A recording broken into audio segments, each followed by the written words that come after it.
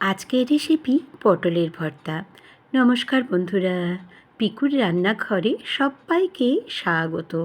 পটলের ভর্তা কিন্তু বাড়িতে আমরা প্রায়শই করে থাকি, কিন্তু আমি যেরমভাবে করব একদম অন্যরকম পদ্ধতিতে পটলের ভর্তা তৈরি করে দেখাবো। খুব সহজে আর ভীষণ খেতে ভালো হয় বন্ধুরা, আমার মতো। তাহলে দেখে নাও কীভাবে করবে। তাহলে চলো বন্ধুরা, করে দেখানো যাক।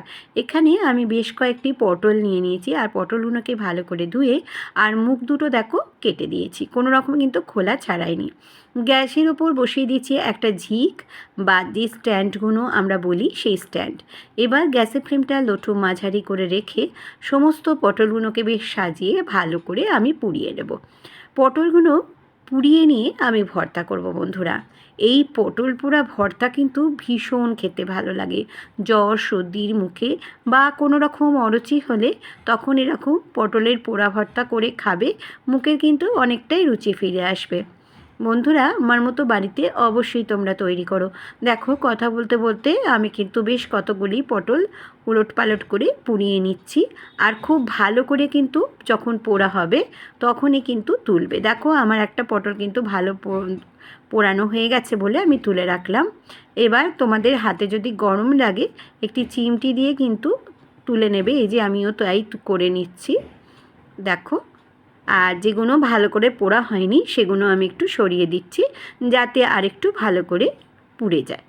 এইভাবে কিন্তু তোমরা করো, জোর দিও না বন্ধুরা। গ্যাসের ফ্লেমটা একটু আস্তে করেই রেখো, রোটু মাঝারি করে রেখে পুড়িয়ে নিও। এই দেখো, কথা বলতে বলতে আমি একটা ডিশের মধ্যে সমস্ত পটলগুলোকে পুড়িয়ে নিয়েছি, সেটা দেখিয়ে দিলাম। দুটো শুকনো লঙ্কা একটু হালকা করে আমি একটু পুড়িয়ে নিচ্ছি গ্যাসের মধ্যে। বেশি পোড়ানোর দরকার নেই, একদম হালকা করে কিন্তু পোড়াবে। এবারে আমি একটা মিক্সির জায়গা নিয়ে নিয়েছি, তার মধ্যে এবার সব আমি ভালো করে বেটে নেব। শুধু শুকনো লঙ্কাটা আর পটলগুলিকে দিয়ে একে একে ভেজে নেব। এবার একটা গ্যাসের মধ্যে নিয়ে নিচ্ছি ফ্রাইং প্যান, এর মধ্যে দিয়ে দিচ্ছি 6 টেবিলস্পুন মতো সর্ষের তেল। তেলেতে আমি ফোড়ন হিসেবে কালো জিরে দিলাম 1 চামচ মতো। ফোড়নটা যখন সুন্দর গন্ধ উঠে আসলো, 15টা রসুনকে আমি এরকমভাবে কুচি করে নিয়েছি। রসুনটা কিন্তু একটু পরিমাণে বেশি দিতে হবে। রসুন কুচিটা দিয়ে হালকা করে 1 সেকেন্ড মতো নাড়াচাড়া করে নেব। বেশি কিন্তু ভাজবার দরকার নেই, গ্যাসের ফ্লেমটা এই সময় লো টু মাঝারি করে রেখেছি। এবার 1 সেকেন্ড বাদে আমি এর মধ্যে দিয়ে দেব দুটো বড় সাইজের পেঁয়াজ। পেঁয়াজটাকে দিয়ে ভালো করে আমি আবারও নাড়াচাড়া করে নিচ্ছি। এবারে গ্যাসের ফ্লেমটা কিন্তু একদম একটু জোর দিয়ে রেখে দিয়েছি, আর পেঁয়াজটা কিন্তু একটু হালকা গোলাপি হওয়া অবধি আমি একটু ভাজা করে নেব। এই রেসিপিটি তোমরা বাড়িতে অবশ্যই তৈরি করো, আর আমাকে কমেন্টস করে বলো যে কেমন হয়েছিল। রেসিপিটি তোমাদের কাছে যদি ভালো লেগে থাকে তাহলে সাবস্ক্রাইব, লাইক, শেয়ার করো। নিচে থাকা বেল বাটনটা প্রেস করে দিও, যাতে নতুন নতুন রেসিপি বা ব্লগ তোমাদের কাছে প্রথমেই পৌঁছে যায়। এবার আমি বেটে রাখা পটল আর শুকনো লঙ্কাটাকে দিয়ে দিলাম, দিয়ে কিন্তু বেশ ভালো করে কিন্তু আমি নাড়াচাড়া করে নেব। গ্যাসের ফ্লেমটা এই সময় আমি লো টু মাঝারি করে রেখে দিয়ে কিন্তু নাড়াচাড়া করে দিচ্ছি। দেখো, পটলের ভর্তা আমরা নানা রকমভাবে বাড়িতে তৈরি করি, কিন্তু এরমভাবে যদি তোমরা তৈরি করো একদম অন্য ধরনের স্বাদ হবে, খুব ভালো স্বাদ হয় বন্ধুরা। এবার দিয়ে দিলাম আমি 1 চামচ মতো নুন, হলুদের গুঁড়ো দিয়ে দিলাম 1 চামচ, আর চিনি 1 চামচ দিয়ে দিলাম।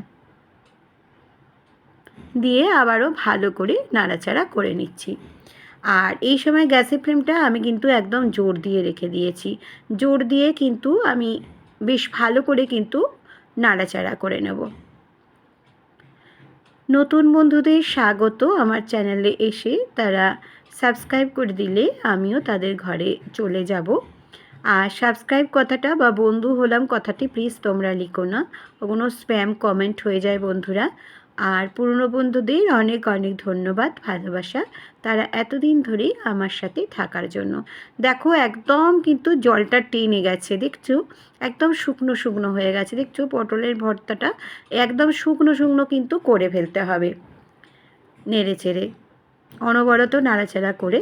দেখো একদম শুকিয়ে গেছে। এবারে এর সাথে আমি দিয়ে দিলাম কয়েকটা কাঁচা লঙ্কা কুচি করে নিয়েছিলাম, এতে খেতে বেশ ভালো লাগে, আর ধনেপাতা। অবশ্যই কিন্তু এই ধনেপাতা আর কাঁচা লঙ্কা কুচিটা বন্ধুরা তোমরা দেবে।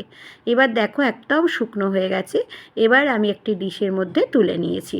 এবার এই ডিশের মধ্যে তুলে নেবার পর আমি এর সাথে দিয়ে দেবো কাঁচা সর্ষের তেল। আহা, সর্ষের তেলটা দেওয়ার পর বন্ধুরা এত সুন্দর গন্ধ লাগছিল কি বলবো। আর এই একটি রেসিপি দিয়ে কিন্তু এক থালা ভাত নিমেষেই উঠে যাবে। দেখো বন্ধুরা, দেখে খেতে ইচ্ছে হচ্ছে কি না।